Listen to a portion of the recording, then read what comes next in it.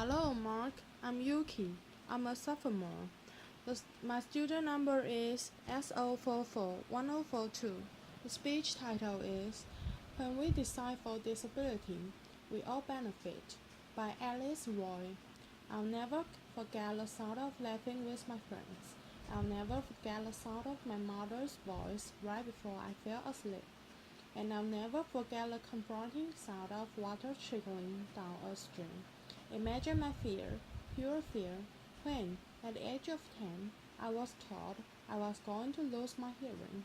And over the next 5 years, it progressed until I was classified as profoundly deaf. But I believe that losing my hearing was one of the greatest gifts I've ever received. You see, I get to experience the world in a unique way. And I believe that these unique experiences that people with disabilities have is what's going to help us make and design a better world for everyone, both for people with and without disabilities. I used to be a disability rights lawyer, and I spent a lot of my time focused on enforcing the law, ensuring that accommodations were made. And then I had to quickly learn international policy because I was asked to work on the UN Convention that protects people with disabilities. As a leader of the Angolan, I spent most of my energy trying to convince people about the capabilities of people with disabilities. But somewhere along the way, and after many career transitions that my parents weren't so happy about, laughter, I stumbled I stumbled upon a solution that I believe may be an even more powerful tool to solve some of the world's greatest problems, disability or not. And that tool is called design thinking. Design thinking is a process for innovation and problem solving. There are 5 steps. The first is define the problem and understanding its constraints. The second is observing people in real life situations and empathizing with them. Third, throwing out hundreds of ideas. The more the better, the wider the better. Fourth, prototyping, gathering whatever you can find, to mimic your solution, to test it and to refine it.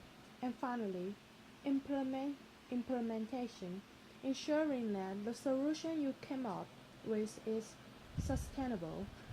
Warren Burger says that design thinking teaches us to look sideways, to refine, to experiment, and probably most importantly, ask those stupid questions. Design thinkers believe that everyone is creative.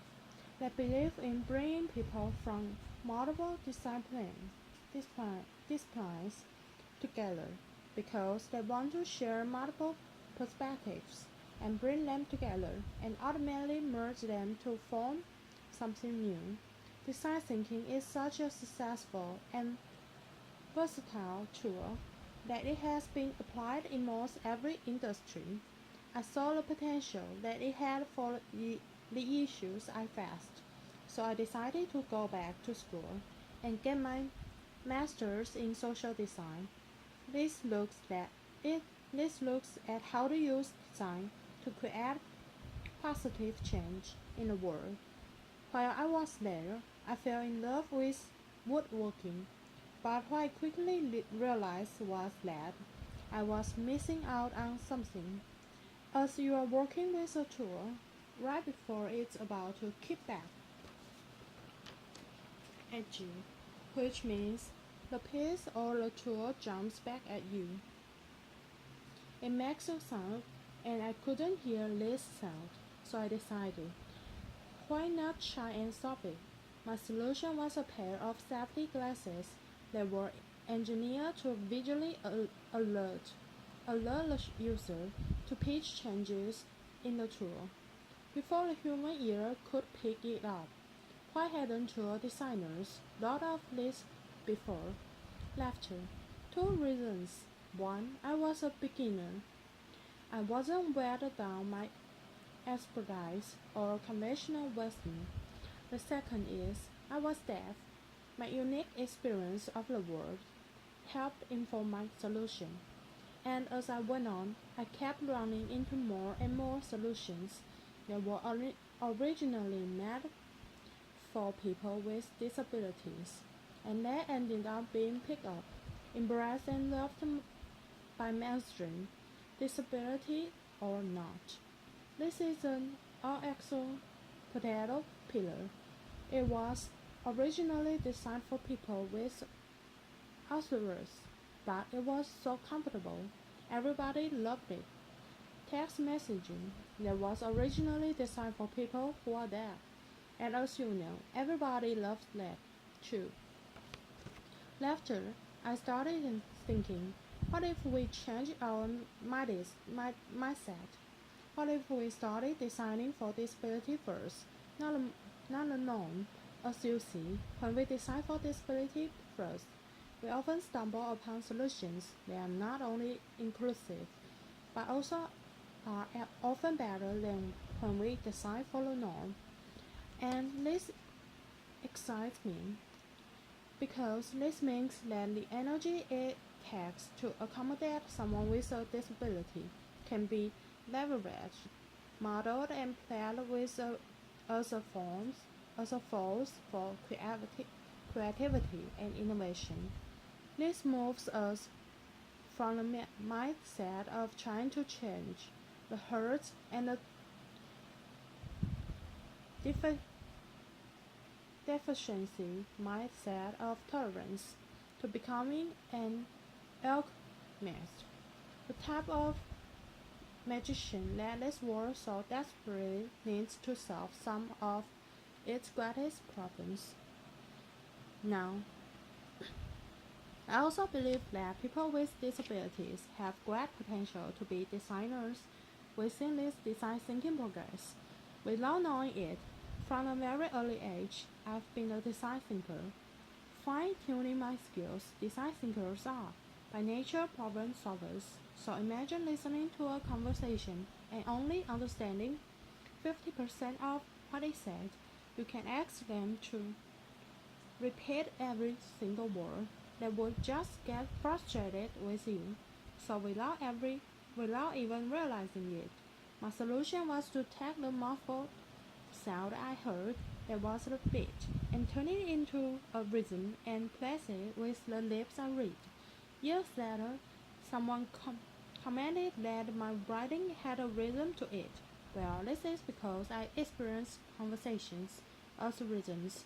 I also became really good at spelling.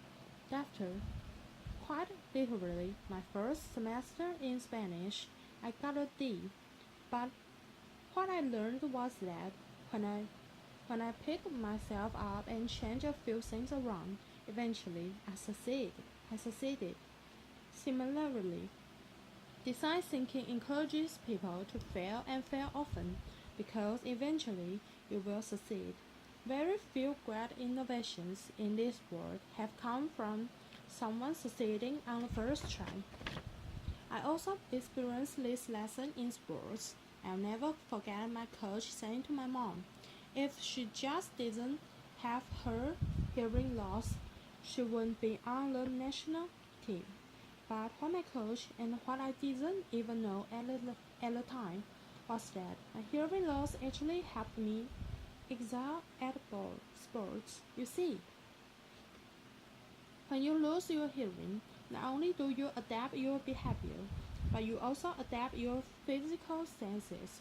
One example of this is that my visual attention span increased. Imagine a soccer player coming down the left flank. Imagine being goalkeeper, like I was, and the ball is coming down the left flank. A person with normal hearing would have the visual perspective of this. I had the benefit of a spectrum this wide, so I picked up the players over here, and were moving about and coming down the field, and I picked them up quicker, so that if the ball was passed, I could reposition myself and be ready for next shot. So as you can see, I've been a design thinker for nearly all my life. My observation skills have been honed so that I pick up on things that others would never pick up on. My constant need to adapt has made me a great edit, editor and problem solver, and I've often had to do this within limitations and constraints. This is something that designers also have to deal with frequently. My work most recently took me to Haiti. Design thinkers often seek out extreme situations because they often enforce some of their best designs, and Haiti, it was like a perfect storm. I live and work with 300 deaf individuals that were relocated after the 2010 earthquake, but 5.5 years later, there still was no electricity, there still was no safe drinking water, there were still no job opportunities, there was still rampant crime, and it was unpunished. International organizations came one by one, but they came with predetermined solutions. They didn't come ready to observe and to adapt based on the community's needs. One organization gave them goats and chickens, but they didn't realize that there was so much hunger that community that when the deaf went to sleep at night and couldn't hear, people broke into their yards and their homes and stole these chickens and goats, and eventually they were all gone. Now, if that organization had taken the time to observe deaf people, to observe the community, they would have realized the problem, and perhaps they would have come up with a solution, something like a solar light, lighting up a secure pen to put them in at night to ensure their safety. You don't have to you don't have to be a design thinker to insert the ideas I've shared with you today.